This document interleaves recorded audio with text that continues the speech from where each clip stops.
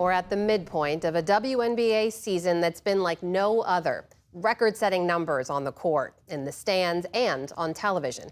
And now, as John Yang reports, a big new television deal that may signal a new era for the league. The WNBA has been around since 1996, but it seems that a lot of people may be paying attention to it for the first time. Attendance is the highest it's been since the 1990s, and viewership is up 183% from last season. League plays on pause right now for this weekend's All-Star game in Phoenix and for Olympic competition starting later this month in France. Sabrina Merchant is a women's basketball writer for The Athletic. She is in Phoenix for the All-Star game. Sabrina, what accounts for this surge in popularity? I think there's a variety of factors, but you really have to drill it down to this year's rookie class, specifically Caitlin Clark and Angel Reese, and the dramatic fan followings they brought in from college basketball. They had two of the most highly viewed college games of all time in the 2023 national championship game between Iowa and LSU, and then once again in the Elite Eight in 2024. And the rivalry between those two and the momentum that it created for college basketball has just taken its step into the WNBA. So I think the seeds for growth in the WNBA have obviously been planted ahead of time, but I would say that Clark and Reese have been the accelerant that's created this dramatic rise this year. And Clark and Reese have been compared to two other players who shared a rookie year, Larry Bird and Magic Johnson. Is that an apt comparison? I think so. I think we're definitely seeing the WNBA at an inflection point similar to where the NBA was in the 1980s. You know, you think about the NBA prior to Magic and Bird, and the finals were still being aired on tape delay. And the WNBA obviously hasn't been that in recent seasons, but, you know, we are talking about a league that had finals games where fewer than 1 million people were watching. And now every time that there's a game on national television, upwards of 7 figures are watching. So there definitely has been a similar boom compared to Magic and Larry back in the 1980s. I also think that you check a couple boxes in terms of the college rivalry that Caitlin and Angel had, and also the cross-racial comparisons with Caitlin and Angel similar to Magic and Bird. So there are a lot of similar elements. And if the WNBA experiences anything close to that, cresting in popularity like the NBA did, it'll be well worth it.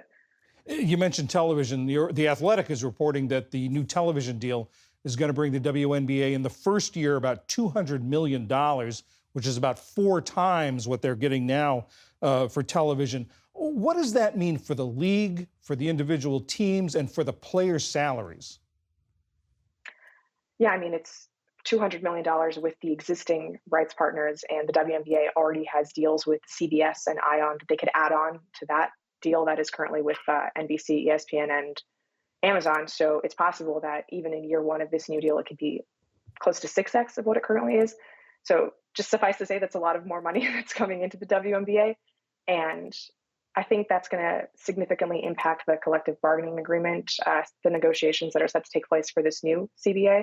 The WNBA Players Association can opt out of this current CBA at the end of this season and write a new one for the start of the 2026 season. And this will be the first time where either the owners or the players are really operating from a position of strength. And now you can point to all of this revenue that's coming into the league and really make dramatic improvements to player experience. You know, we're talking about improvements to their travel amenities, the hotel rooms that they receive on the road, maternity and parental planning benefits that could be added into the CBA. Obviously, individual player salaries are a big portion of it. You know, you think about the maximum player salary in the WNBA right now is about $250,000, and the lowest player salary in the NBA is about $500,000.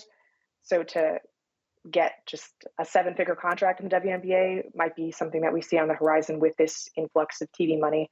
For the WNBA players to get a more equitable revenue split, now that we have this $2.2 billion coming in over the course of 11 years, it actually gives the players a leg to stand on in terms of, you know, getting more of that revenue for their salaries.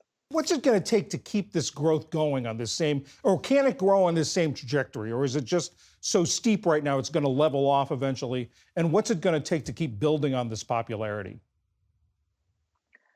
I think it's the kind of thing where it's like a positive feedback loop where people start watching the league. They obviously have the entry points of Caitlin Clark and Angel Reese, but, you know, you tune in for those two and you become familiar with Brianna Stewart or Asia Wilson or any of the other great stars that exist in WNBA this year. And that'll just perpetuate itself. I think this is obviously the steepest we're going to see it, but I don't think that we're necessarily going to see a level off. The more that the WNBA gets on TV in nationally televised windows and primetime opportunities, that's going to bring in more and more fans. Right now, like it's kind of a distressed asset in terms of where you see the WNBA on TV. It's like really hard to find games, and assuming this new TV rights deal puts them on prime position in ESPN and NBC, and ideally more nationally available networks that aren't just like hidden on cable or streamers, I think that'll continue the growth. The quality of play increasing, I think, is going to help with the growth, and everything that we're seeing in college basketball. All of that interest and popularity in college basketball is just going to continue to make its way into the WNBA. Sabrina Merchant of The Athletic, thank you very much. Thank you.